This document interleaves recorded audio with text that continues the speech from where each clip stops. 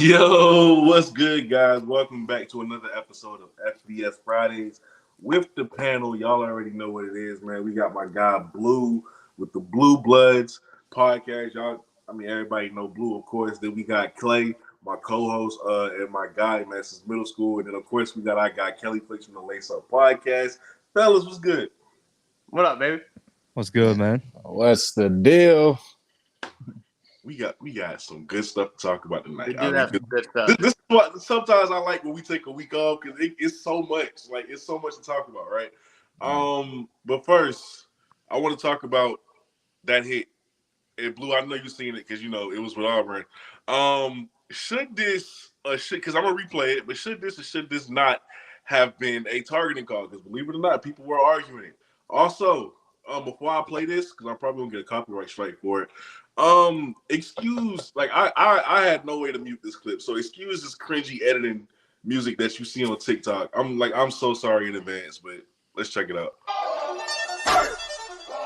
Here it comes up. Here it comes up. Here it comes up. Y'all don't really want it like.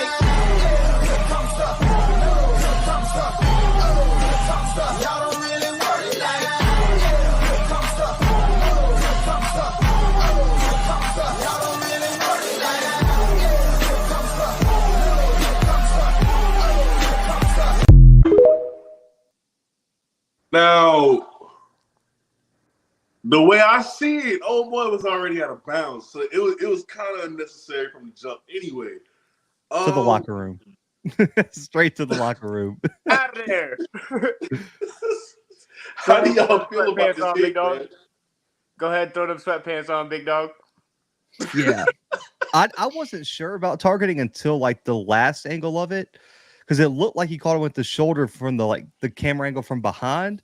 But that one where it was facing the wide receiver, man, he ducked his head, called him right across the face mask. Plus, he was like 15 yards out of bounds as well. So, I mean, listen, like I said, I like the tone setting by Arkansas. Like it didn't pay off this game, but I like the tone setting. But yeah, you got to go take a seat on the bench. Now, I will say it wasn't as blatant as a targeting in last night's game. I don't know if y'all saw that. Dude like launched this out? Yeah, that dude should have just went straight to jail. Like that wasn't even a targeting call. That's an assault charge. But I think it was targeting. But if at worst case, it was definitely a sportsmanlike conduct late hit because he was very far out of bounds at that point. Yeah, I mean, you said it perfectly. I mean, bro, go throw them sweatpants on real quick because regardless, inbounds, out of bounds, still, it don't matter, man. You could see clear as day. Helmet made contact first.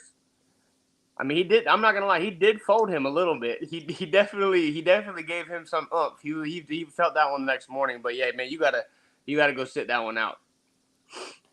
Yeah. I mean, it's just kind of tough to me, you know, kind of like rules versus entertainment type of thing. Because, I mean, you know, football rules would say he's going full speed. He got to slow down somehow, you know, and maybe he just slow down, you know, by having a very tough collision with this guy. But you know you're wrong. You know, you got to set the tempo, you know. And sometimes in early games you want to really do that, but you're just doing a little too much, man. You got to take the consequences, you know. All right, boom. On to the next one, right? Lane Kiffin. I didn't get a chance to read the article, so like I know y'all know more about that, and I want to hear the full story on it. But you know, of course, there was controversy surrounding him.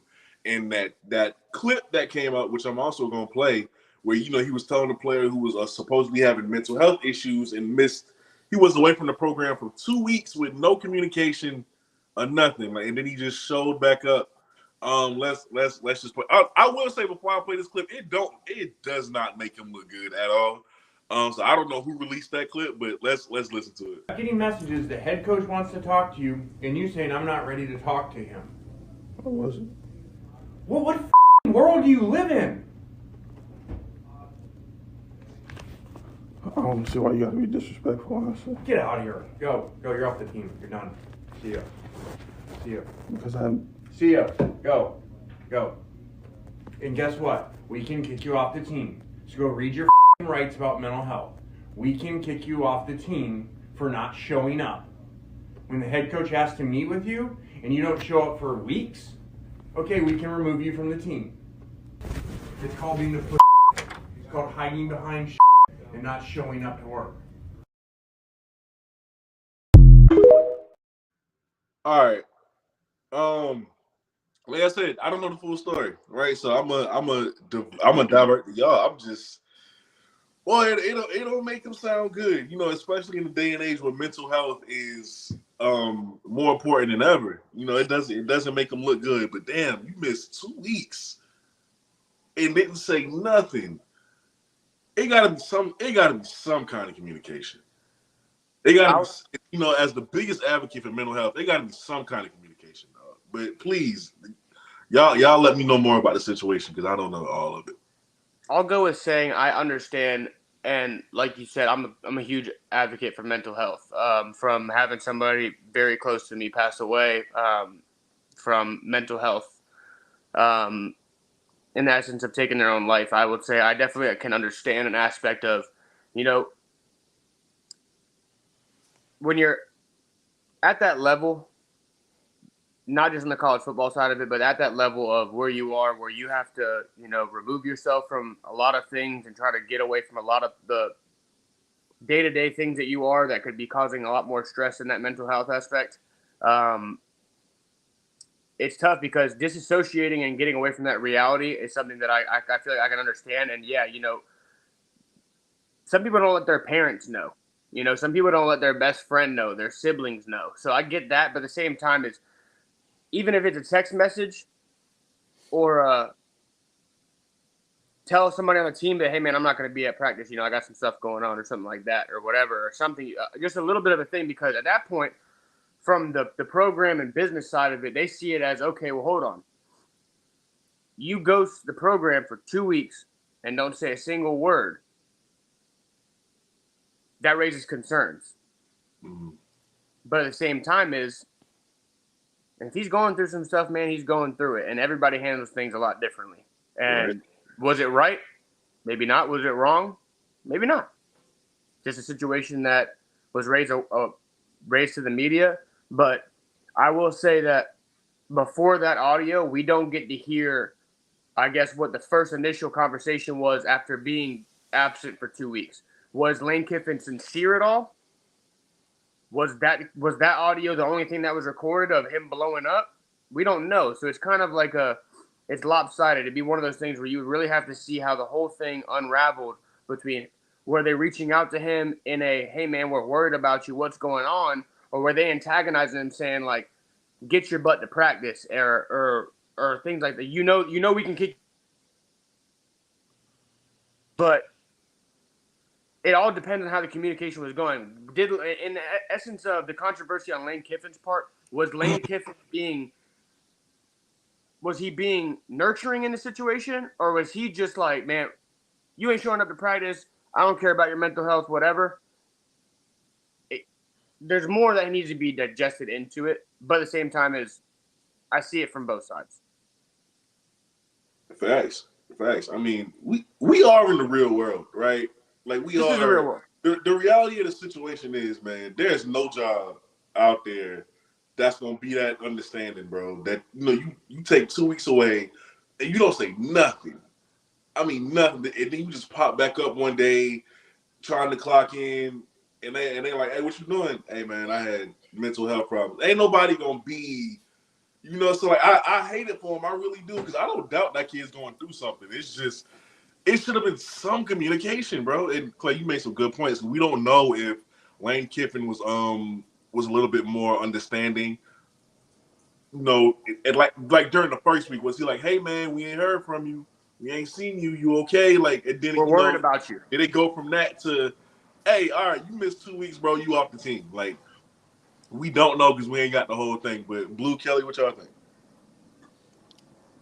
Go ahead, Blue. Yeah, I'm with Clay on this. At first, I think we live in like this, like I say it all the time on my show. It's not like a two-sided thing. It's like both people are in the wrong. Like Kiffin probably handled that conversation poorly in terms of just his wording and how it kind of came off as insincere, like he really wasn't. He really didn't empathize with the struggles that the kid was going through. But like Clay said, we don't know. We understand when there's clips leaked, those snippets are released for a reason, and it's to make one side look, I would want to hear the entire conversation if we're going to hear a recording, and I want to also see the text, the communication over the 2 weeks that he was gone. But at the same time, as big of a deal as mental health is, it's also kind of a lesson to anyone out there struggling with mental health. If you're in a position where you like, listen, I mean, we know colleges have parameters set up where you have counseling, you have mental health services, like you're in a place where you have resources, and especially as guys, we all were well, we all went to different schools. If you're a normal student, you don't even have access to the same level of help that a student athlete does. Athletes have access to top level everything at For any real. Power 5 university. So this idea that Ole Miss didn't do enough to support him, this and that. I don't believe that. I just think he didn't take advantage of it. But it's also a thing you just can't isolate yourself, and you have to talk to somebody, because if you would have reached out a week or two before, I'm sure they would have been able to hook him up with a therapist, a counselor, something, a teammate to go hang with him and kick it in the dorm and just make sure he's okay, get his mind off of stuff. But in today's age, I get it, because at the same time, I get Kiffin's frustration, because let's be honest, if he starts losing, guess what? He's fired. What if that was a key player? Just Right. 2 weeks, no communication, not practicing, not playing. Like you got to, and at the end of the day, now with NIL, we got to start treating college football like a business. All four of us have jobs. Mhm. Well, y'all still gonna be employed in 2 weeks if y'all just don't answer y'all's boss? Absolutely not. They hired somebody else already. That's what I'm saying. So there's a level of accountability on both sides. It could have been handled appropriately. I also just feel like the clip was released to paint a narrative, and we know what that narrative is, because college football coaches making $10 million a year is not getting any sympathy from the media, Mhm. and it's a bad look all around. But I feel for the kid.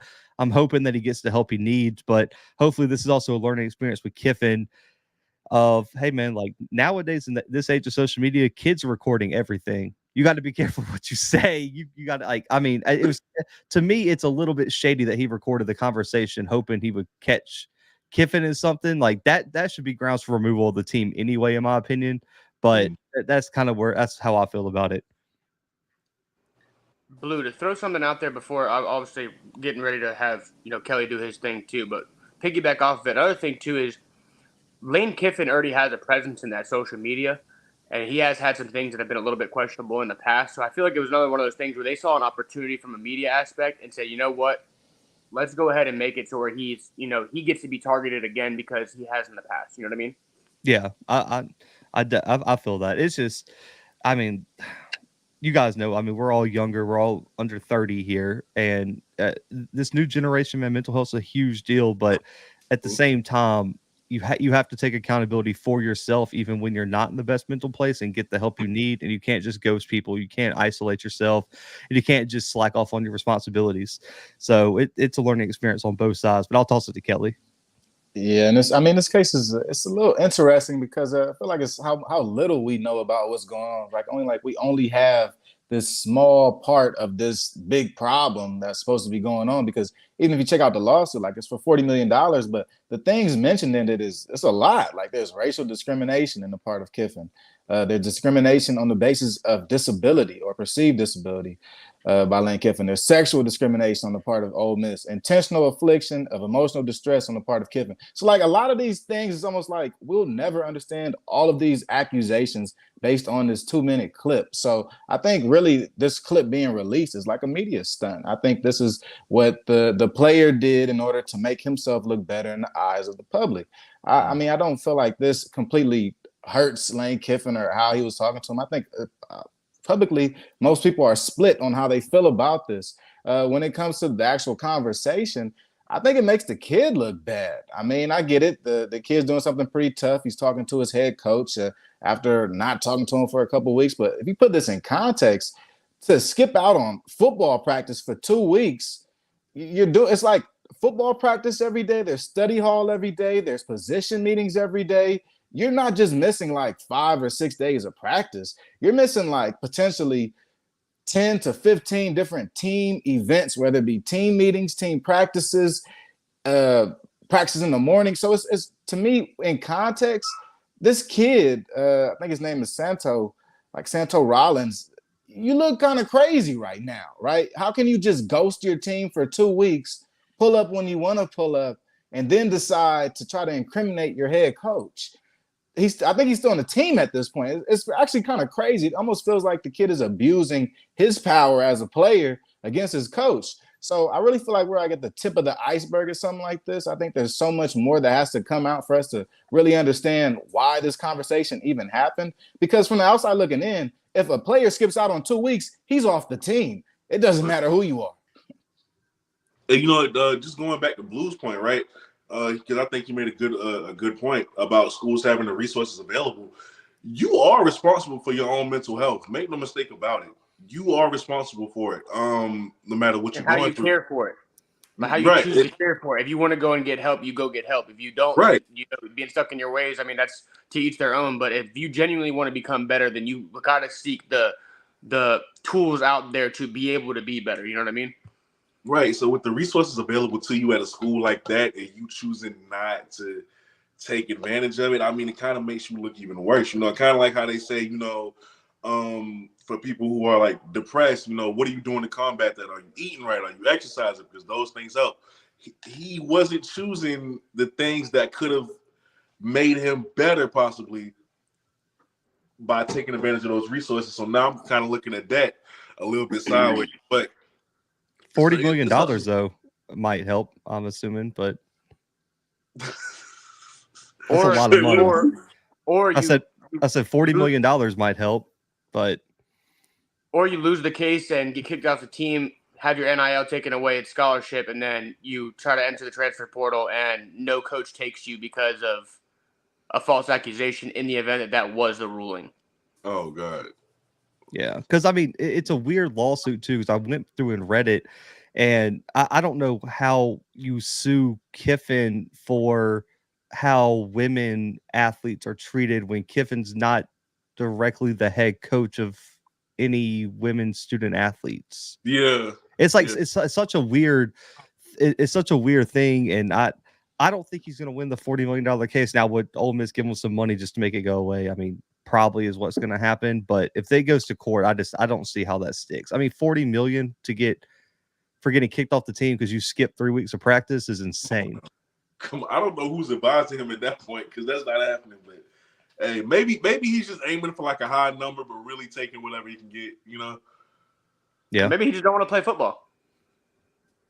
Well, so his backstory is apparently he got moved. He was like the backup defensive tackle, and because he wasn't playing, they moved him to scout team offensive line for depth. And that's when he requested apparently the mental health break or whatever and goes to the team. So it was more like I think he didn't get his way in terms of position. And it kind of and listen, I get it because we know this. Even the backups at the Power 5 level were stars in high school. Mm-hmm. And I kind of get it's like a huge culture shift being Oxford, Mississippi, getting put to the scout team, but there's ways to handle stuff like that. And like either Kelly or Clay said, it's going to be tough for me to see a coach, given that he was recording audio without telling Kiffin, given all suing the school. Like it's going to be tough to find a home, especially at the FBS level. And I think even the top FCS schools aren't going to touch it. Yeah. I think he'll get a shot, just not wait, just like you said, not at a big school or a notable FBS school or anything like that. It's going to be somebody who's desperate enough to take a offensive lineman. Yeah, and oddly enough, I think this. I mean, it's like this is against Lane Kiffin, but I think this kind of helps Lane Kiffin in the eyes of public perception, where a lot of people are kind of like fighting against this newer generation of people that are perceived as soft or try to use certain things like mental health and things to their advantage and not necessarily, try to tough it out and just be the football player they want to be. And I think really in this situation, this clip came out and the different reactions I've seen to it, a lot of people are reacting to this as if Lane Kiffin is just putting his foot down and just being a head football coach. Mm-hmm. I think before the perception of Lane Kiffin is that he's just this nice guy, player friendly, just gonna flow with the wind. It doesn't really matter. But we're actually seeing Lane Kiffin actually try to instill some discipline in his team. And if it was too far or not, it's still in question. But we haven't seen Lane Kiffin put his foot down like this in quite some time. Facts. Now, let's talk about Jaden Daniels. All right. The guy went off. Sorry, I'm sorry, Clay. I forgot y'all was the opponent. Are we surprised? But Jaden Daniels went off last week. 17 to 26, 372 yards, 3 touchdowns, 14 yards in attempt, 234 yards on the ground, and he had a career day for 2 different positions, all in one, bro, against Florida. What is your thoughts on this man's performance? Because me personally, if he don't get that Heisman, I'm upset at this point. He's clearly the best player in the country. What was your thoughts on that? I'm with you. I mean, the problem is there's 2 quarterbacks on winning teams that are performing just under him, and I just have a feeling the voters are gonna rally against that. But the here's where Jaden has the advantage, and this is something that no one's talked about yet. Those Southern voters come together in Heisman voting situations, and because some of those Northern voters are gonna protest Michigan and probably not give votes to JJ McCarthy or any of those guys, Jaden Daniels might have the advantage because all those West Coast voters that have to rally together and get these Pac-12 guys Heismans, they're all going to be split between Bo Nix and Penix. So I think it could be shaping up that Jaden Daniels might be third in odds, but he might have the advantage just because of the voter breakdown by region, which is always a huge debate on those Southern voters being able to come together, agree on one candidate. And that's how Mark Ingram won the Heisman, even though he was not the best player in college football. Hey, Blue go die on that, bro. That's a fact. I will never let that die. But hey, though, even speaking about regions, Jaden Daniels was once a Pac-12 guy. He was at Arizona State for about 2 or 3 years. I think a lot of people, even on the West Side, would agree and think that Jaden Daniels is one of the best players in the nation. I think the only problem is the losses. Like, the losses are beginning to pile up against them because LSU was once in the hunt for the college football playoff. I think since they've been out of the hunt, a lot of people kind of want to push them to the side. But if you just watch Jaden Daniels play, watch him out there, his improvement and development as a quarterback has been immense, right? He's out there now, like he's literally the thorn in Nick Saban's heel the past 2 years. He's taken over the SEC as far as being a great quarterback. And we've seen him excel in the running game. I think if he just runs with a lower pad level, he probably won't get blown up every other game. But he has a talent. He has a skill. I'm sure he'll get some Heisman votes. I think he'll definitely get some Heisman votes. I think that he's definitely a top player in the country for sure. Like you were saying, Kelly, I mean, his improvement over just from last year to this year, you see that there's a little bit more of a poise and when he's trying to stand up in the pocket and he seems comfortable, goes through reads when he's, not making plays on the ground with his legs. The guy's gifted. I mean, on all aspects, the guy's gifted as a passer. He's gifted putting the ball where it needs to be, going through his progressions, running the ball. I mean, the guy's quick, man. He's sneaky quick too. I mean, you don't really think of it when you see like some of these angles that defenders have on him, and he's just got that extra gear. It almost seems like to where once he's reaching that middle of that top end acceleration and he's getting to it, that angle has to be a 5-10 yard gap, and you got to have a little bit of a leeway in front of him, or he's just gonna blow by you. I mean, by now, our listeners know I'm obviously a very big Florida fan. I'm not going to say the breakdown of what I thought on the game. The question was his performance against Florida. Yeah. When you buy into what seemed like we didn't buy into him tucking the ball on a lot of those options and motion plays until it was borderline too late, it set up for – it was setting up for failure from the get-go. I mean, you're not going to buy in when the guy's already got 100 yards on the ground. You see him running these plays, and you want to still go and shift the whole D-line to go on the running back. Linebacker's not spying a quarterback or nothing. I mean, the guy literally blew by our defense for an 85-yard touchdown.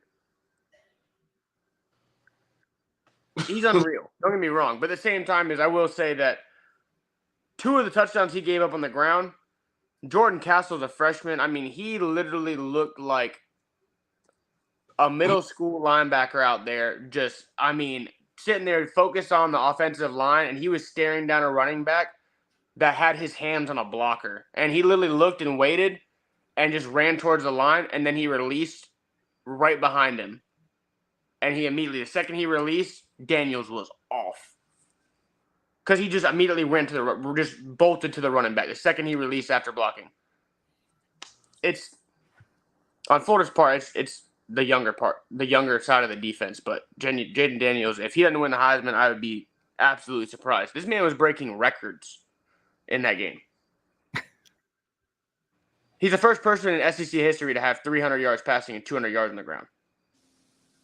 Clay, I'm real proud of you. I just want you to know that. It's going to be okay. It's going to be okay. I love you. The recruiting class, not going to be okay, but you're going to be okay. Oh, hey, man, listen, yeah. Hey, listen. All right. Blue, your 5-star prospect, Flip, he's actually a 4-star. They wouldn't give him the 5th star because of the Georgia commit that got the 5th star over him, even though he didn't have better stats than him, but that's whatever. It's all good, man. Hey, Waller's a stud. I've seen him play in Mississippi. He's a problem. He is a stud. I watched him whenever he first committed. I was like, man, this kid's going to be a problem. There's no reason he shouldn't be a 5-star. And then I don't even remember the kid's last name, same position, everything. Jamonte Waller's stats literally just, trumped this guy. And they give him the 5th star. He's committed to Georgia. It's like, all right, whatever. You know how it goes with Georgia. It's what Bama was in the early 2010s of you commit to Bama and there could be another guy out there with better stats than you, same position, playing equivalent talent. They're going to give the 5th star to the Bama commit. All right. Now, let's talk about the biggest payday I've seen in a long time, man. They're getting fired. I want to be Jimbo Fisher when I grow up. I want to be like Jimbo, bro. Finesse God. Oh, my God, dude. Is this man not living the American dream right now? In the bro, listen, hear me out. You don't have to work. You get fired and get 77.6 million to not work. Bro, oh, my God. And you know what? I saw an article where his last message to the team was, they said it wasn't really emotional. I understand why. What's there to be emotional about? Hey, I mess with y'all. I really do. But, I just got 77 M's. I'm not sad, bro. I'm not going to sit here and cry for y'all. I wish y'all the best of luck on your college careers. I'm sorry that your parents trusted me to make you into grown men for the next 4 years, and I can't finish that. But I'm not going to cry about this. I'm sorry. So, what was y'all thoughts, man, when y'all seen the money? Backtrack to Ed O. Bro, this man Ed O got fired. His buyout was like, what, 40 million? No, it wasn't even that. It was under 20. I thought for some reason, it was like 40. Whatever his buyout was, bro. The next week, Gus Malzahn. This man was on the beach with a bunch of college girls. Coach O's out there wild. Just, at beach bars, hanging out with girls that are like half of his age. Dude, Jimbo, I saw a thing the other day. Jimbo Fisher in career buyouts has made more money than Jameis Winston has in the NFL on contracts. And he has to play football. Are you serious? Jameis Winston in his career has made, I think it was something like $78 million between the buyout, I believe, from FSU, which was, I think, a little under what, Blue, you probably might remember this. Was it like 11 million? Yeah, something like that. But he didn't get that money. Smaller. But he didn't get that money. That's what A&M had to pay Florida State to get him to leave. Essentially, yeah. So the total, I guess, quote unquote, buyout money alone, not his career earnings, this man is like 85 million plus or something like that, which is crazy, bro. Sail off in the sunset. Don't even coach again. You got a national championship. You got a Heisman guy on your resume. You've won multiple 10-game seasons, bro. Sail off into the sunset and go start spending $77 million and just rock out, bro. Just rock out. And I think everybody on that everybody a part of the Texas A&M football program, made a grip of money. The only people that are upset about this are supporters, football fans. Because the players last year, the 5-stars making $4 million to go there, $3 million, $5 million, $6 million. Those guys, they're probably gonna be in the transfer portal this year. So you want to talk about finessing? Jimbo got away with that money. The guys that are going to leave Texas A&M got away with that money. The assistant coaches got away with that money. And I mean, look, everybody got paid. So, supporters, tough luck, but y'all invested in this and you put in what you get out. You can't buy championships. I think this is just a big example of that. No matter how much money you put in, it doesn't change the skill level of said coach or said player. It's just more of an investment from you.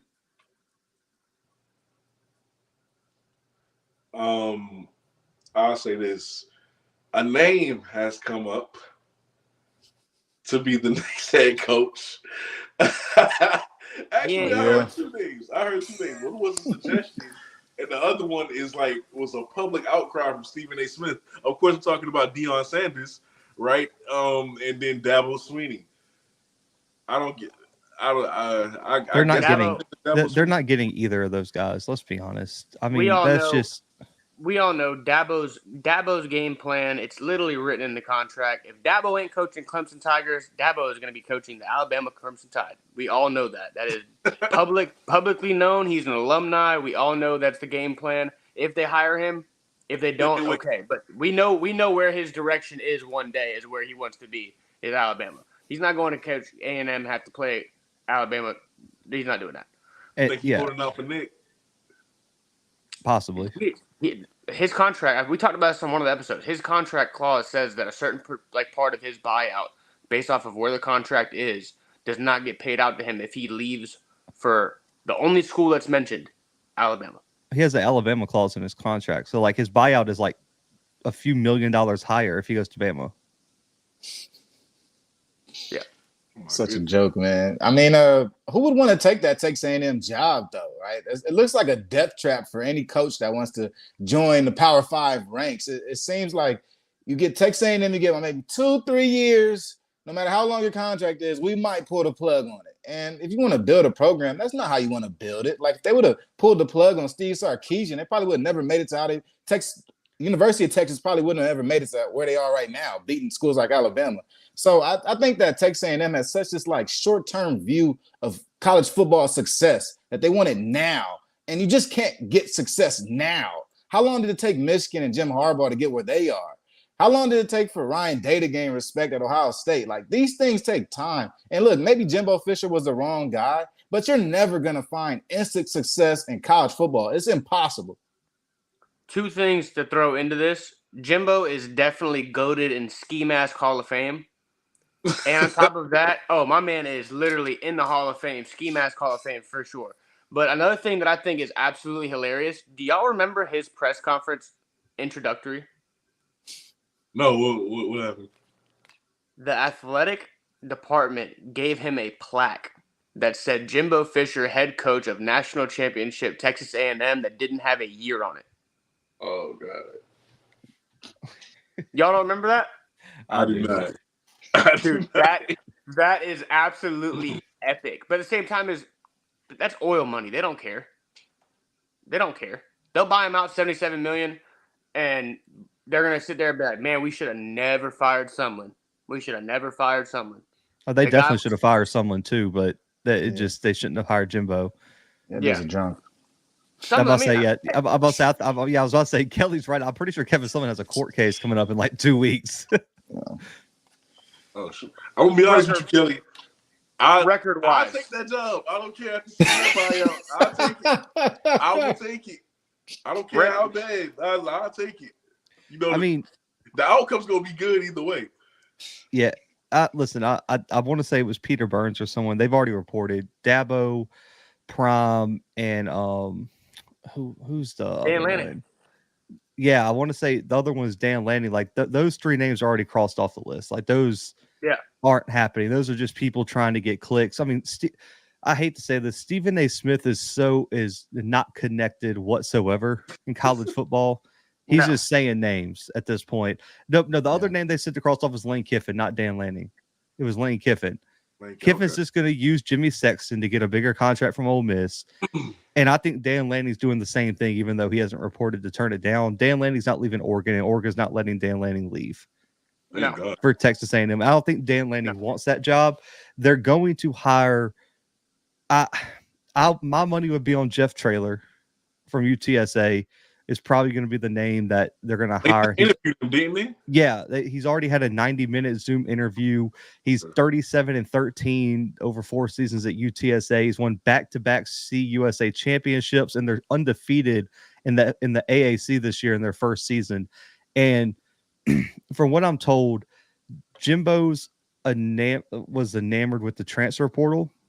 And if you know anything about Texas high school football, if you burn bridges with the Texas High School Coaching Association, they will not let your staff recruit their high schools. It is the most cliquey high school recruiting network in the country.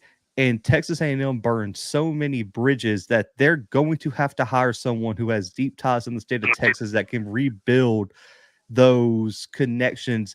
And Traylor's a guy who is from Texas, was the head coach at Gilmer High School, won 4 high school coach of the years, won 3 state titles, and won almost 90% of his games in a 15-year span.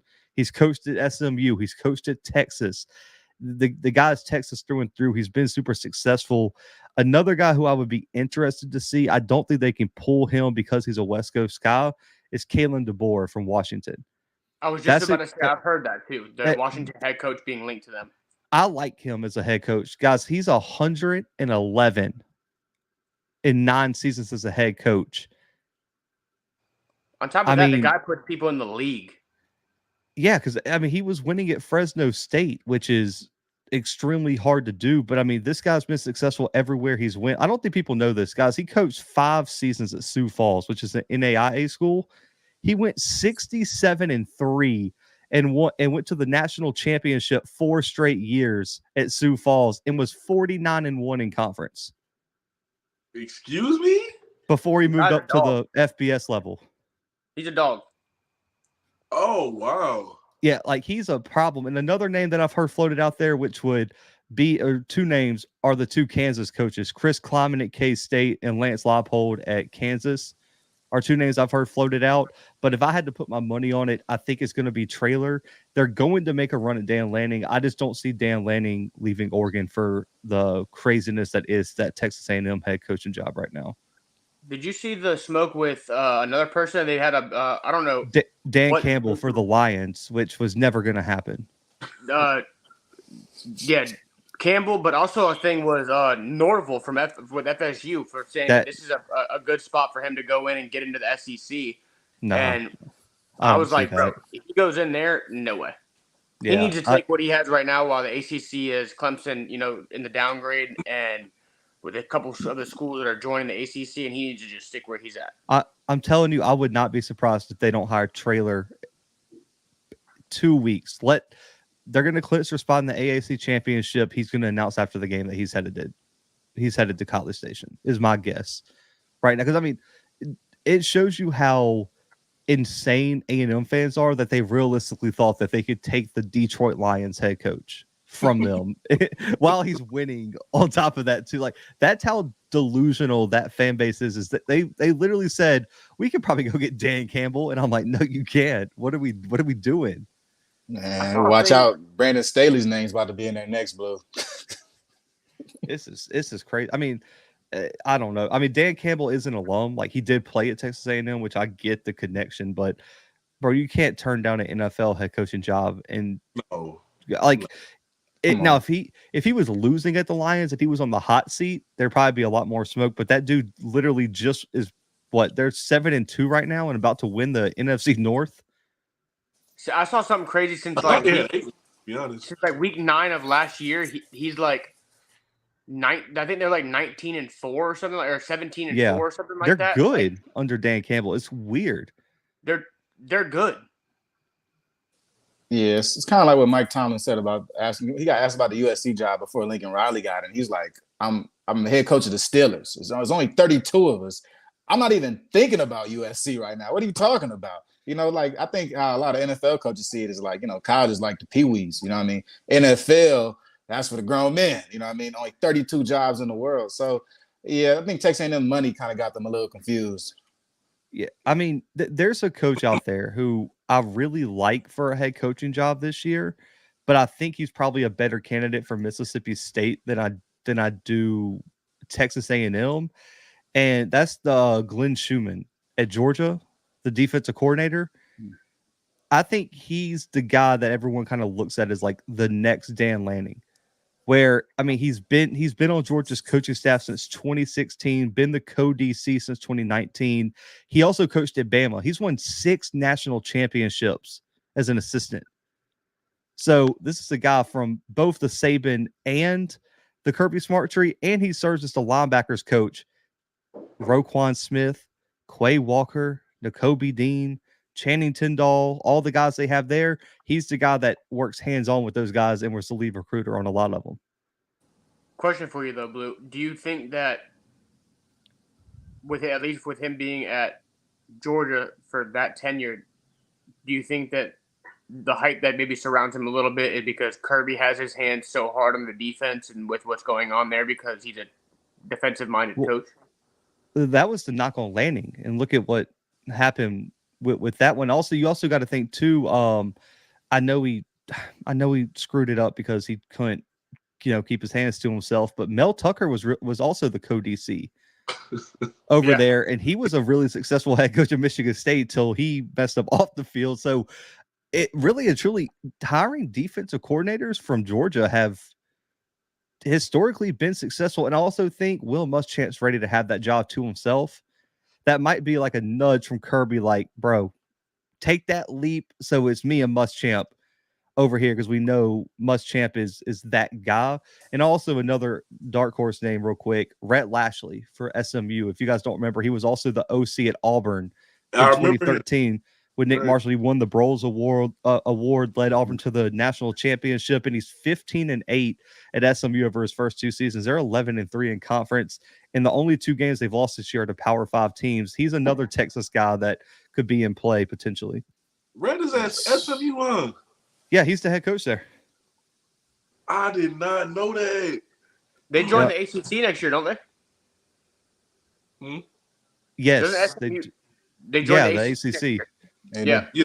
I think Waldo just had asked that. He wanted to know what was y'all thoughts on them in the ACC next year. I mean they're kind of balling right now. Yeah. When they get the access of using the conference brand behind them, it might be a first year of like, hold on, let's see what happens after being out there. But if they recruit a little bit, I mean, there's some teams in the ACC that they go out there and, show like what they've done in the past. And, hey, we're new to the conference, but we're going to come out here and be competitive. They can make a little bit of noise. I mean, I'm not saying they're going to be, Clemson, FSU, Miami, Virginia Tech style level, but they could do something. Yeah. Hey, I mean, Georgia Tech beat Miami this year. I think that kind of shows the talent discrepancy in the ACC isn't that big. And I think SMU in different sports, they'll probably end up playing better in the ACC. The ACC to me in football, though, is wide open. Yeah. Okay. Now, 5-star wide receiver Winston Watkins, right? He decommitted from Colorado, and when they asked him why, he said, "Well, I want to take time out." He gave the good PR answer. I want to make sure I'm making the best decision for me. But people speculate it's because he doesn't know. He's not sure that Prime is going to be there by the time he gets there.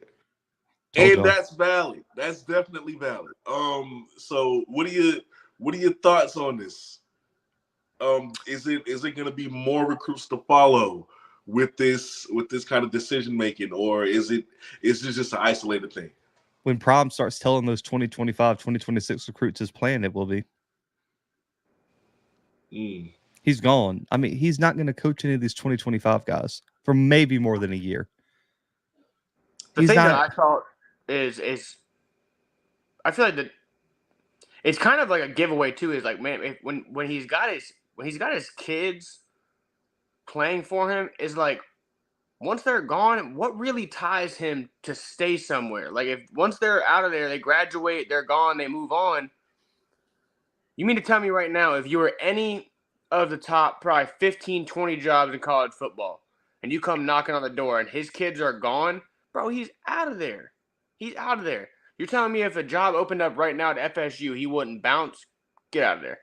If a job opened up at any of the bigger historic programs for Deion Sanders, who is a very ego-oriented guy to go take a coaching job? Absolutely. Someone's going to get fired again next year, and money might be better. Situation could be better. He could have ties to that area. I mean, he's out of there. I think Colorado was hey, I'm jumping up here to get and show you guys what I'm doing in the FBS level of like Power 5 conferences. Well, Power 5 conferences, and saying, all right, here I am. I'm going to be here for my kids, and then I'm out of there. You know, I think Sonny makes a good point. He's not staying at Colorado just for Shalom. You know, he's not coaching women's basketball. He can just show up to the games and go back home. He's not staying in Colorado just for Shalom. He's going to be in whatever city Shador's playing in the NFL. That's what it's gonna. Wherever Shador gets drafted, that's where he's gonna be. I mean, I don't understand like how it's a big secret. Like I'm not even with Clay where there might be a bigger job opening. The dude's gonna be on the couch next year on NFL Network again as an analyst. He's not a 15-year college football head coach. As soon as Travis, as soon as Shador, as soon as Shiloh hit the league, that's a wrap. It was a great 5-year run. Yeah, which is crazy. Yeah. Which is crazy that he really did this just to coach his kid. Well, I'm not mad at him. It's just that he really did this just to coach his kid for 4 years, and then he's just like, all right, I'm done. Like, I'm bored with it.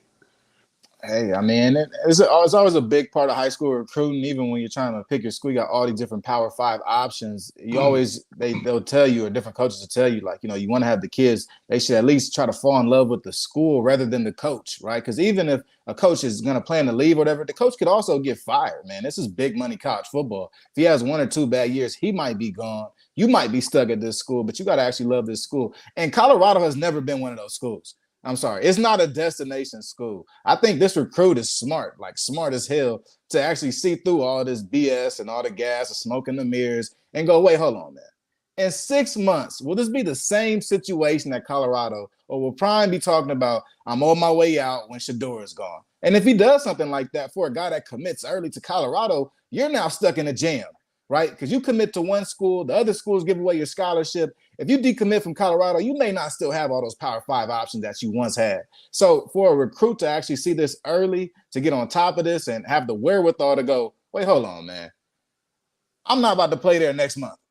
Okay, it's actually going to be a little bit of time before I get there. What could actually happen? And look, we got guys like Stephen A. Smith on First Take saying Prime should go down to Texas A&M. If I'm a recruit, I'm going to take heed of this. Why would I just walk into this blind and go, well, you know, whatever happens, happens. But, you know, I like Prime and I like Deion Jr. So no. So shout out to this kid, though. All right. Now, Jim Harbaugh. Let's get to him.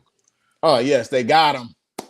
Got him for 3 games. He was already suspended for the first 4 games at the beginning of the season? Yeah. That's something crazy. And now he's suspended for the 3 games, including Maryland and Ohio State, bro. Now, of course, when the news dropped, of course, J.J. McCarthy and everybody on the team, they was like, bet.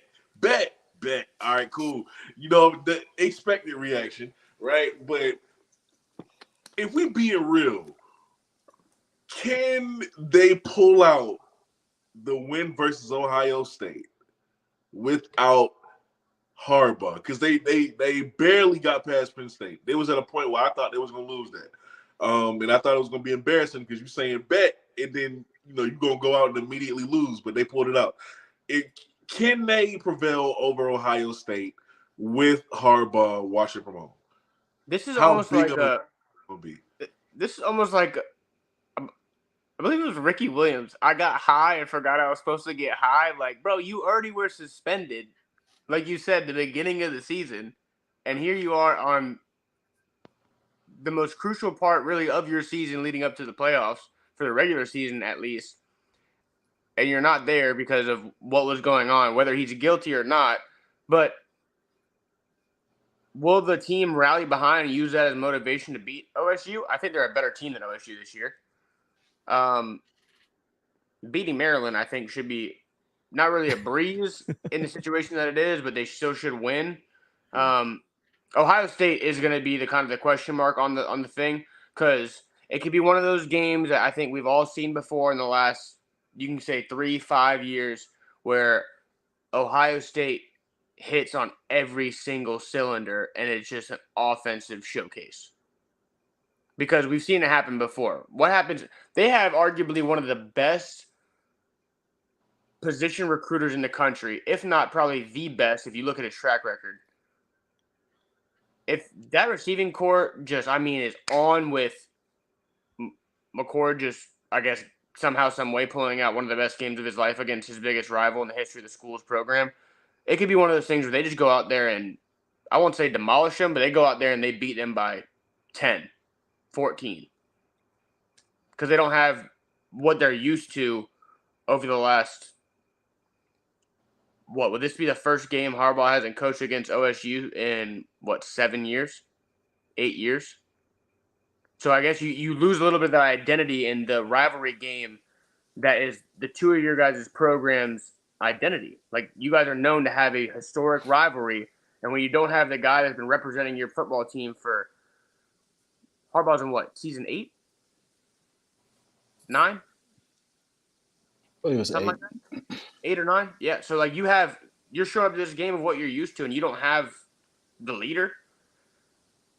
It's either it's kind of a little bit of a wash up. Ohio State's showing up the same way they showed up last year and the year before. Now, they may not have beat Michigan.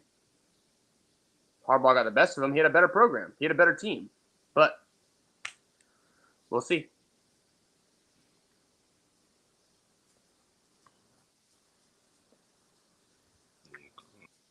What y'all think? Oh, let's get into it. Really, that Ohio State-Michigan matchup is going to be a big matchup. But I will say this, though. The NCAA, you're still gutless. Big shout-out to the Big Ten. Go ahead, putting on what they did. But the NCAA, you're just completely gutless. Like, do we have anything from you guys? Any updates from the past 2 weeks on what's going to happen? Like, you guys just going to sit around in your offices and just talk about this amongst yourselves? So that's pretty gutless. But shout out to the Big Ten for stepping up and actually laying something down for what happened, because it's pretty egregious to think you're just going to go out here and steal signs and pay for this dude just to pull up to all these different games and get away with it, and then even threaten to go against the rest of the teams in the Big Ten because you got caught. You're pretty crazy, right? So shout out to the Big Ten for actually laying down the law on this. I think 3 games is just about right. But when it comes down to Ohio State and Michigan, all right, that game is such a toss-up game, such a big game. You need to have your leader in that game. There's so many different swings and momentum throughout the game. Any Ohio State-Michigan game, you see so many different swings and momentum. You've seen it from when Curtis Samuel went ahead and scored and iced the game. We've seen it both ways at times. And without your leader, the head of the snake out there, it's a little tough to pull some of these games out. I think J.J. McCarthy is a pretty decent quarterback. Michigan has a very good offensive line, and they're able to get away with a couple of things that, don't necessarily need the super Jim Harbaugh schematics to it, right? Because they're such a good program. But I think that in that game, you got to have Jim on the sideline. You got to have Jim around the program, and not having him around for Ohio State is going to hurt them. Yeah, it's tough to know how much it's going to hurt him, because it's not a typical suspension, because he can coach the team all week. He just can't be at the game. So the only time they might miss him is when there's like a crucial in-game situation that they would need his experience for. They would need his presence on the sideline. But in terms of like just game planning and stuff like that, I mean, he still is the acting head coach for the entire week, except for 3 hours during the game on Saturday. So I think they'll be fine. I don't know. I think I think the Big Ten understood they have a moneymaker at the end of the season. They said, let's go ahead and get this 3-game suspension in now so we can get that college football playoff money potentially, and let's keep this thing moving, because we know the NCAA is going to drag their feet. They can't make a ruling on bowl games. They can't make a ruling on suspensions. They're just pointless at this point, and it's ridiculous. And you know what? Speaking on that, right, Waldo, in the comment section, James Madison, man. How y'all aren't they taking somebody? Aren't they taking legal action against somebody while being in the bowl? Yeah, but he got like knocked down. Yeah. Did it? Oh, I feel kind of sucks. I think they should. I mean, an undefeated team. Who doesn't want to see that, right? just like last year, we got to a point where there weren't enough 6-win teams. We have literally a 10-win team that we're going to turn down from bowl season. And I understand the NCAA regulations. I get that type of stuff. But maybe they should have approved the appeal. Would that have hurt anybody? No. I'm not even mad about the bowl game. I don't think James Madison is. The problem is they're undefeated right now, but they can't play in their conference championship game either. Crazy. So you're going to name a conference champion without having the best team in the conference in that conference championship game. Question, just for my general knowledge, and I don't know, I mean, for the viewers, maybe somebody might be thinking the same way too. With him being suspended and him not being able to be on the sidelines, and he's allowed to coach the team the entire week, what are the parameters regarding that suspension? Like, do we know if he's allowed to? I mean, you got to think that surely they're attempting to be on the phone or. He traveled with the team this week. Again. Exactly. So he's got to have some kind of presence where, I mean, he might not be in the sideline, but is he in the press box? We're talking about the biggest cheaters in college football, so I'm assuming they probably are finding a way to limit the effects of that. Okay, aside from the situation with Jim Harbaugh and Michigan alone, I'm saying in generalized opinion of if a head coach is suspended, he can't be on the sidelines. They got to still be involved. They got to still be on the phone, even if they're not like they can't be seen at the game. They still got to be somewhere, somehow in contact with, real time. Obviously, watching the game and seeing what's going on. They at least have to be able to. They have to be doing something. I don't feel like they're just sitting on the couches watching the game and their phone's not ringing or nothing. There's no way, bro. You're getting paid millions of dollars just because you're not on the sidelines. You have to be somehow, some way, still like. All right, man, I'm seeing this right now. I just watched the whole last play, the whole last series the way that it is. Y'all need to start moving from scheming this way to this way. You need to be swapping this out, sub this guy. Like, he's got to still be making some kind of calls. You know what I mean? I mean, I wouldn't be surprised if they were talking to him at halftime, but also it's a unique suspension because a lot of the times if a head coach is suspended, they have to be away from the program indefinitely, not just for 3 hours on Saturday. So it's such a unique situation in the first place. So, I mean, I wouldn't be surprised if they're communicating. I mean, especially even if it's just at halftime.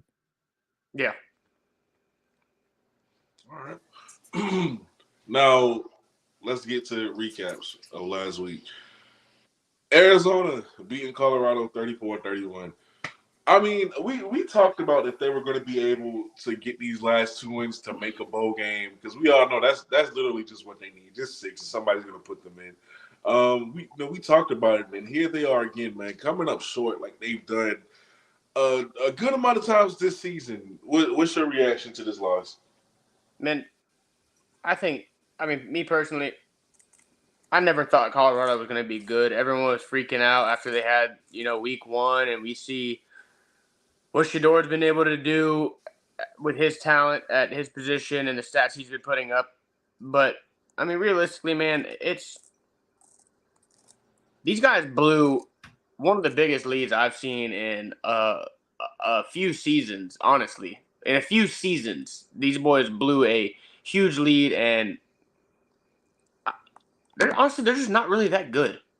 They're really not.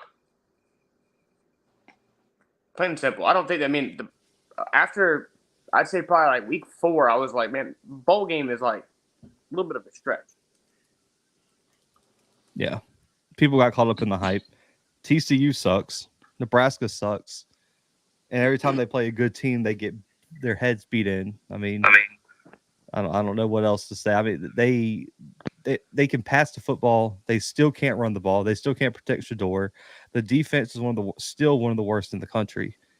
I mean, and it's also a bad situation because they're also playing in the Pac-12 when the Pac-12 probably is having their best year. I mean, hell, when's the Pac-12 been this deep in terms of Oregon? They played USC at the height of when USC was rolling. They lost to one of the worst teams in the conference in Stanford to add on to that. Then they played 3 consecutive ranked opponents. This weekend, they got a tough road test against Cameron Ward at Washington State, and then they go play Utah on the road, who's going to beat their head in as well. Oh, Utah's beating them by 35 plus. Yeah, it's a wrap. But listen, it's still an improvement over one win last year. But Yeah, of anyone who course. thought that all the experts and everyone who put this team top 15 after beating TCU has to reevaluate their life because that's just insane. And Miak Mike, James Madison is also smashing Colorado this year as well. Yeah, that ain't even a question there. Hey man, look, bear down. Shout out to Arizona getting a good win. I'll say this: when I mapped out Colorado's season, I didn't think they would get to 6 wins. But the only way I thought they'd get to 6 wins, their 6th win was going to be against Arizona. Right now, we're looking at a Colorado team that's now 1-6 in conference. They're lower than Arizona State, lower than Cal, lower than a lot of teams in the Pac-12, and I don't necessarily feel like this is a failure of the season from Colorado. You got to laugh. You got to sit back and laugh at the amount of media and the rollout that this Colorado team got every week. I mean, how many weeks in a row did we see Colorado on Big Noon Kickoff on Fox? They get no love on Big Noon Kickoff now. They're playing the whole country stayed up to see them versus Colorado State, bro. Right. And then, just putting a lot of these games into context and the games that they were close with, playing these super close games against Stanford and Colorado State. This Colorado team, this wasn't a very good team. I think we'll look back on this after years and think of, wow, this team just really wasn't ready for Pac-12 play, and maybe there's a different way to recruit, right? We saw Lincoln Riley put together a transfer portal USC team that went on to lose 1 game in conference. And then you look at a team like Colorado where they tried to put together their whole squad through the transfer portal, and it just doesn't work, right? So it's a really hit or miss system. But Arizona's a good football program. They've been working on this for a couple of years. A guy like Jed Fish, who's actually calling plays on offense and being the head coach of this team, has done a very good job building this team, recruiting a lot of high school talent, a lot of Polynesian talent. And I'm glad it got to go on to display against this Colorado team. And they finished off the game winning on a game-winning field goal on Colorado Senior Day. Gotta love it. Gotta love it. College football, baby. That's right. All right. Florida State barely escaping Miami 27-20. What's your thoughts on that? Extremely sloppy game on FSU's part, honestly. Sloppy game. I mean, FSU in reality, FSU, if let this game be played again and it's a clean played game, FSU beats the brakes off Miami. But it's one of those things where you take the Florida rivalry into it, the conference rivalry into it. You got guys who grew up FSU fans that are playing on Miami and vice versa. You got guys who are committed and flip to other schools. It's a rivalry game. But at the same time, as Miami tried to hang in there as long as they could, they're lucky it wasn't a bloodbath. I was shocked at how bad Florida State ran the football. They played terribly. Yeah, they could not run the football. It put a lot on Jordan Travis, I feel like. And plus, they couldn't protect him either. I want to say, like negative 30 rushing yards because he kept getting sacked. But Miami probably would have won this game if they would have had some decent quarterback play. Emory Williams, Tyler Van Dyke did not. I think Emory Williams ended up like 8 for 23 or something like that. Just something ignorantly inefficient. And their offense just wasn't consistent enough to win. And I think it goes back to show that Mario Cristobal still can't win the important games, even when his opponent doesn't play well. I thought defensively they played really well. This was a bad game for Florida State, and it's one where I'm very interested to see with Washington having a win over Utah last week, why there wasn't a flip at 4-5 in the college football playoff rankings. I think right now Washington probably has a better argument to be number 4 compared to Florida State right now. I agree with you. Washington would beat FSU if they played right now. Yeah, and all this is we're putting them together because we got these 2 Big Ten teams in the final. So that's a whole nother conversation. But I will say this FSU Miami game was pretty interesting. I thought that Miami put up a much bigger fight than I thought they would, especially not having Tyler Van Dyke start this game. I thought Van Dyke has been their guy. So just seeing that move and seeing the game actually be a little competitive was interesting to see. But I think Florida State likes to play with their food, which is a problem, right? And if you're going to be a college football playoff team, you got to be able to attack teams, go at them directly, and enforce your will on them. We haven't seen Florida State enforce their will on too many teams. I really saw from Syracuse, which made me believe, like, okay, Florida State might be the real deal. But going against a Miami team, a really lowly Miami team, I expected Florida State to win this game by at least 21 points. And coming out and showing a game like this, we actually got to see Florida State actually get hit in the mouth a couple times. But like Blue said, Mario Cristobal just couldn't get it done. I think the game was Miami's to win, and they never took the chance to actually win it. I think that in recent history, and you guys can say if I'm wrong or not, I think that you saw a lot more competitiveness of playing up to their opponent under Manny Diaz than you really do with Cristobal. But that's just a personal takeaway because I watch, try to make sure what's going on with, some of the Florida teams in the state. But, man, FSU doesn't deserve that fourth spot. That's just me personally. I think that you can make the case for Washington. You can make the case for Oregon. You line them up on a Saturday, home, away, neutral site. I think Washington and Oregon would beat FSU personally, but that's just me. Okay. UGA, Ole Miss, 52-17. Wasn't nowhere near close, man. What was your reaction to that?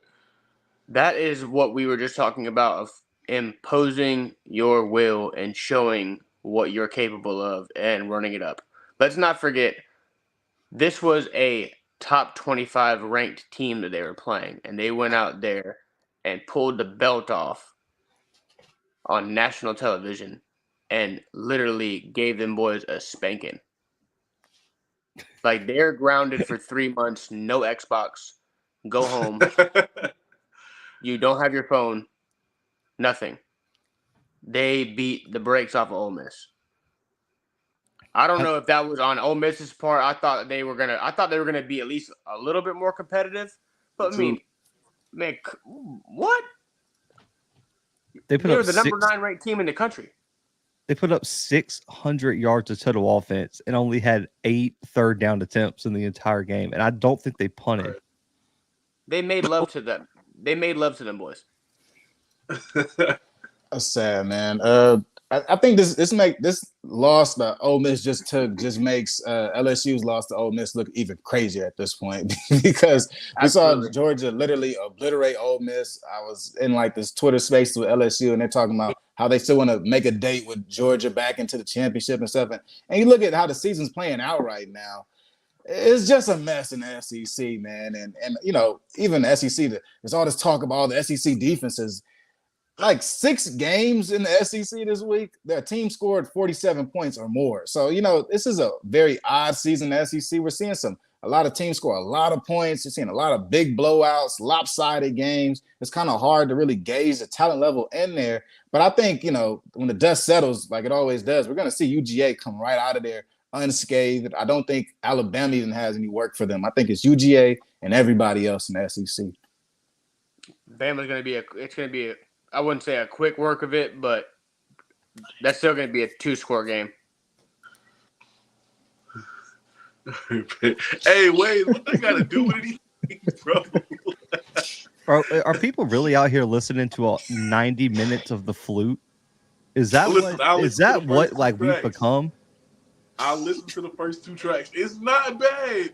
I'm gonna be honest with you. I don't know if I'm gonna listen to the whole album though. 90 minutes of straight flute that's wild behavior. I mean, bro, the flute for 90 straight minutes with no words, that's crazy. That's crazy. It was like the perfect music to like fall asleep to, Probably had the worst listening party ever. We're about to have an album of 2 40-plus-year-old men with Lil Wayne and 2 Chainz dropping Collie Grove come out, and we're listening to the flute. Like, these dudes are 40 years old. They're about to be collecting Social Security checks in like the next 20 years. And yeah, no. Kobe, you should grab the aux at the South Carolina State game this week and turn on Andre 3000, just one of those flute solos, and see if the team can get hyped to it. Oh no, Kobe ain't coming back to SC State. They at Norfolk anyway, bro. I'm not making that trip. I'll be at the Valdosta State Limestone matchup for the first round. Oh, they might need the flute for that one because Valdosta State's a problem. All right, let's get to the game. Let's get to the game of the week picks. All right, so first we got Florida and Missouri. I hate to do it to you, Clay. I, I, I hate Oh, to God. bro. Missouri all the way, bro. I'm sorry, Luther Burden. What's that other receiver's name on that's on the other side of him? It's not even necessarily the other receiver. It's, I would say, an underrated trio this season is Missouri's quarterback, their running back, and Luther Burden. Those guys are ballers. They are athletes. Those guys are studs. Their running back, what Cody was Schrader. no, I'm talking about what's the thing, the record that he put up. He broke a record in the other game where he had the combined total yards or whatever it was. I'll remember it in a little bit. It might not be on air or whatever, but It's Missouri by a lot. They're going to cover. As a UF fan, man, how competitive we played last week, even though we gave up 7 million yards. I will say that I think that Missouri is going to probably end up whooping us, but I'm still going to pull for my boys no matter what. Huh? Clay, Florida's defense has given up 44.6 points per game over the past 3 games. Damn. Kelly, let's hear what you got to say, bro. Jeez. Big shout out to Missouri. That's what I will say. I think, maybe this game isn't, we shouldn't focus on Florida that much. And maybe Missouri is really, we need to shine the spotlight because honestly, this is the best Missouri team I've seen since James Franklin was James Franklin was quarterback? Guy named James. No, it was the quarterback, James, in like 07 when they were like number 1 in the country for a few weeks. Yeah. I think that was the last time we see Missouri play this well. So shout out to Missouri and how well they've been playing in the SEC. I think they only have like 1 or 2 losses up to this point. And I'm kind of hopeful that Missouri can honestly angle for a great bowl game. I think that this team has to be seen more. A couple of weeks ago, I was like, who's this Missouri team? Why do they only have 1 loss? What's going on? I dug into them. It's a pretty talented team.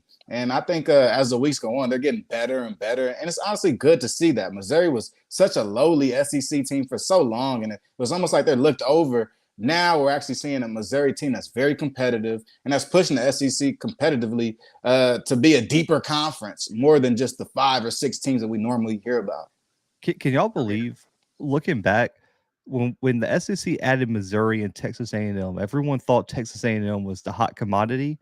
Mm-hmm. Missouri has been light years more competitive in the SEC than Texas A&M has. I mean, Missouri came out the gate swinging in the SEC, didn't they? Yeah, Missouri made 2 consecutive SEC championship games. They lost to Auburn and Bama. I remember that back with Michael, Sam, and the boys. Yeah. And they had who was the 5-star wide receiver they had? He ended up Dorial Green Beckham.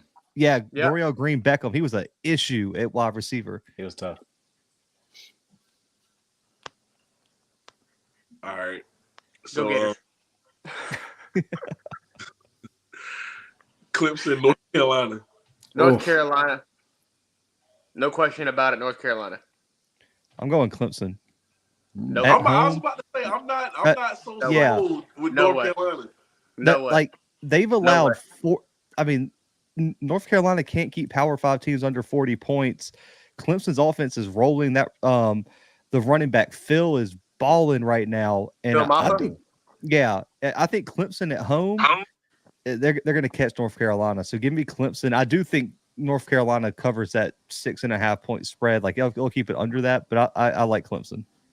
Give me UNC, man. I got this being a Drake May coming out party, man. Maybe he does it versus Davo.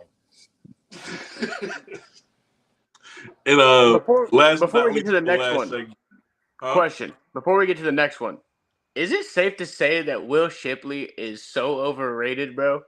He's really not that good. It could be play calling because they throw this guy 17,000 screen passes a game. They do. Oh my God, they do. Or they just tell him, "Hey, run to the flat," and after the first progression, throw it to Will. I mean, he's really not that good. He's not. I mean, yeah. I think he's above average. The other guy is just great though. That Maffa kid, oh man, he's ridiculous. He's like a train back there. Yeah, he's a dog.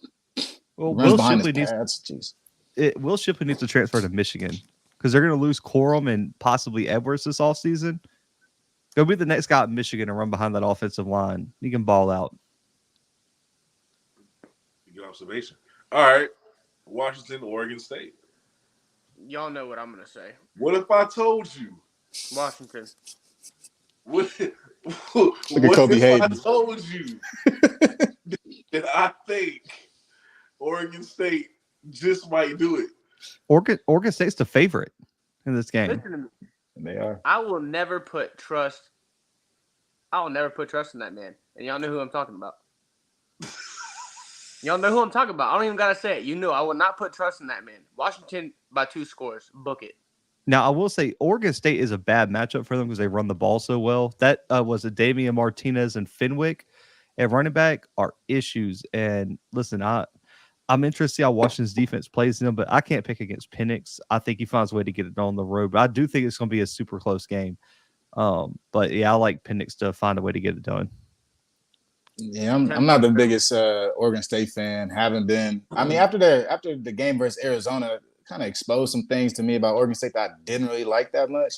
I think Washington might end up like putting hands on this Oregon State team. They do a lot of different things offensively that work, right? Even in the run game. I saw a game when Washington played against Arizona.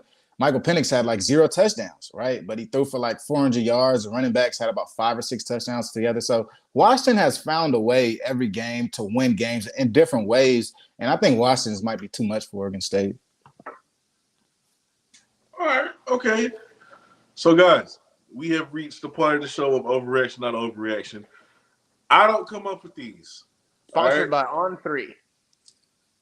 I ain't been to On 3 in a minute, and I'm just messing with you. You know I always say that. I'm just saying, like they have some good stuff. I should probably go back to them. But first one, overreaction, not overreaction. Ryan Day might be gone if he can't beat Michigan without Harbaugh.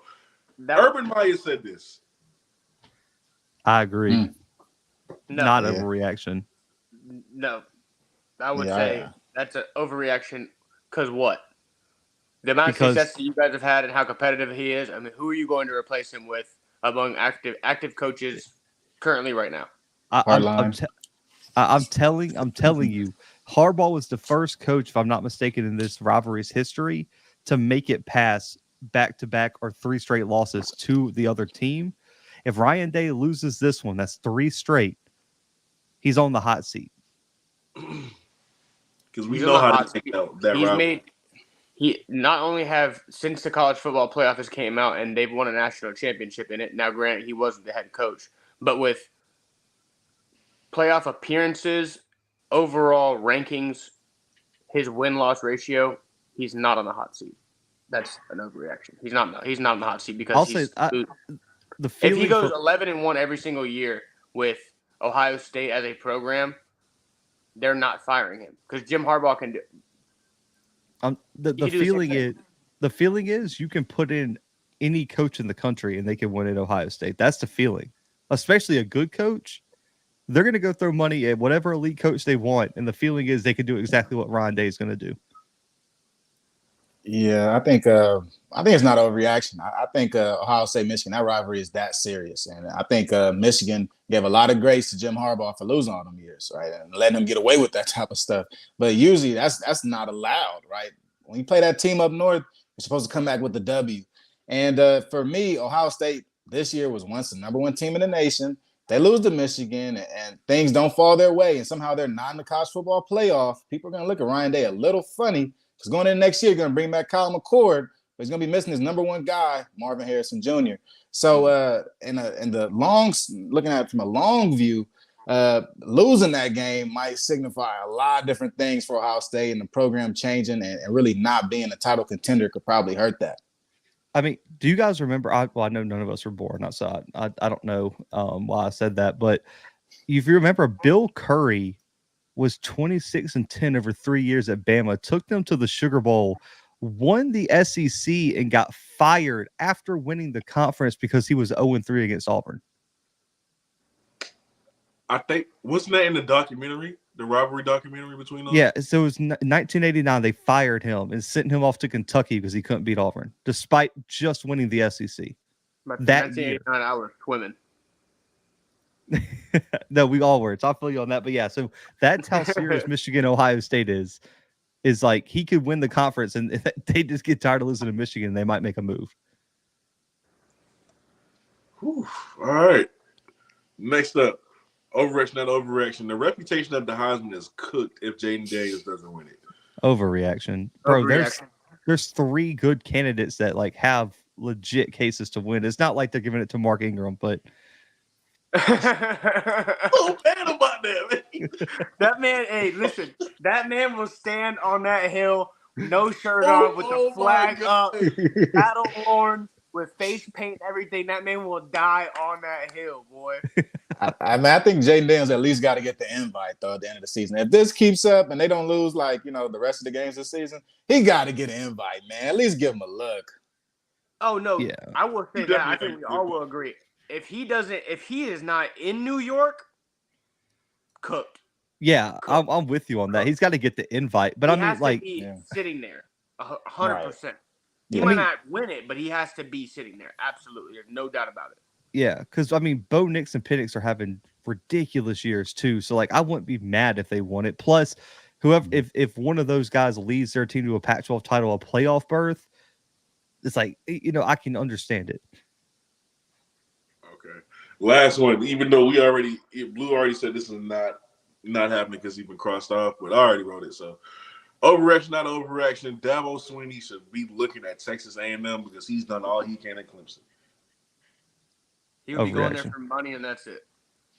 And he's got plenty of money, so He's got plenty of money. He's second highest paid coach in college football. yeah. What does he make like $11 million? Something No, like that? Nick Saban just re-signed his in the annual breakdown. Nick Saban's like what? 9.8, 10.2, something like that. There's the only people that are anywhere above the $9 million mark is Kirby, Dabo, and Saban. Right now, Saban's number 1 with 11.4. Dabo's second with 10.9. Kirby's at 10.7. Ryan Day's at 10.3. Mel Tucker was at 10. Mel Tucker was at 10. He found a $10 million bag. And then Lincoln Riley, because USC doesn't release actual numbers, is estimated 10. Brian Kelly's at 9.9. Jimbo was at 9 something. Mark Stoops is getting paid $9 million to be the head coach. He's getting paid more than Harbaugh. Damn. Mark I'd say on the come up for a big job. Yeah, I'd say it's an overreaction. I think Dabo's a made man up in Clemson, and whatever happens, like he's untouchable, he's almost bulletproof. I think whenever these job opens do happen, though, these coaches look around and go, "Hold on, how much money is he making, or how much money are they offering?" Because at the end of the day, they want to be the biggest money makers ever, especially if you've been in place for like 10 years. So maybe he's looking, just to see what the money look like. But I don't think he's leaving Clemson anytime soon, or even thinking about it. All right. Hey, there y'all have it, man. That has been another episode of FBS Friday. Thank y'all so much for tuning in the way that y'all did. We will be back next week. It is rivalry week, so I do want to make sure we are back next week. Y'all are free. And with that being said, y'all got anything that y'all got coming up before we leave? Since we won't be on the show until after the holidays, happy Thanksgiving. Thanks for y'all all tuning in and listening to us and giving us some of your time. I know sometimes we run about an hour and a half, hour, 45 minutes or whatever it is of having, 4 guys come up here and talk about some college football. We definitely appreciate y'all. Stay safe, stay blessed, enjoy your Thanksgiving, and be thankful for, the things that you got in your life. Thanks. Right, yeah. I don't have too much going on. Safe travels to everybody traveling during this holiday season, man. Get there safe. I know that the weather might not be it. Right now it's a little sunny in LA, but that's not everywhere else. So safe travels to everybody. Make sure you get there. Make sure you eat all the food and take some leftovers home, man. Oh, yeah. You always got to go to-go plate. Got to. If you don't take a to-go plate at Thanksgiving, I get judgmental, even if you're my blood family. It's disrespectful. It's disrespectful. It's very disrespectful.